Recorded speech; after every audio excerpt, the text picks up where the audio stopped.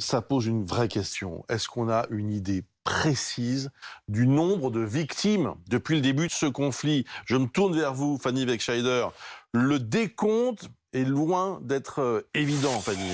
Oui, en effet, c'est le moins qu'on puisse dire, puisqu'on est aussi là dans une guerre d'information entre la Russie et l'Ukraine, et elle se répercute sur le bilan humain qui reste très opaque, selon que les chiffres sont donnés par la Russie ou par l'Ukraine, et difficile à vérifier par les organismes de l'ONU ou encore par les ONG. En tout cas, ce que l'on sait à l'heure actuelle, c'est que du côté des soldats russes qui ont été tués sur le front, la Russie, le seul bilan date de mercredi dernier, ce sont les chiffres du ministère de la Défense, évoque moins de 500 soldats russes tombés sur le front ukrainien, alors que vous le voyez, on est sur une donnée beaucoup plus élevée du côté de l'armée ukrainienne qui annonce, elle, plus de 11 000 soldats morts, le dernier décompte donc de l'Ukraine. L'Ukraine et certains observateurs occidentaux qui d'ailleurs disent que ce décompte russe d'environ 500 morts, soldats russes, est largement sous-estimé, puisque d'ailleurs, rien qu'en termes de sémantique, la Russie ne parle pas de guerre à sa population, elle parle bien d'une opération militaire spéciale en Ukraine. Et si on regarde maintenant le nombre de soldats ukrainiens qui sont décédés depuis le début de ce conflit le 24 février,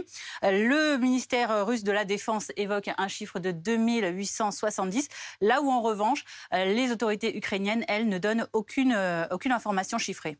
Fanny, qu'en est-il des victimes civiles ?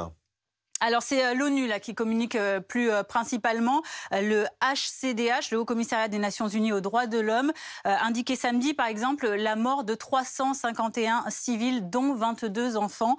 Le ministère ukrainien en charge des services de secours, lui, évoque un chiffre beaucoup plus élevé sur ces civils tués. Il évoque plus de 2000 morts.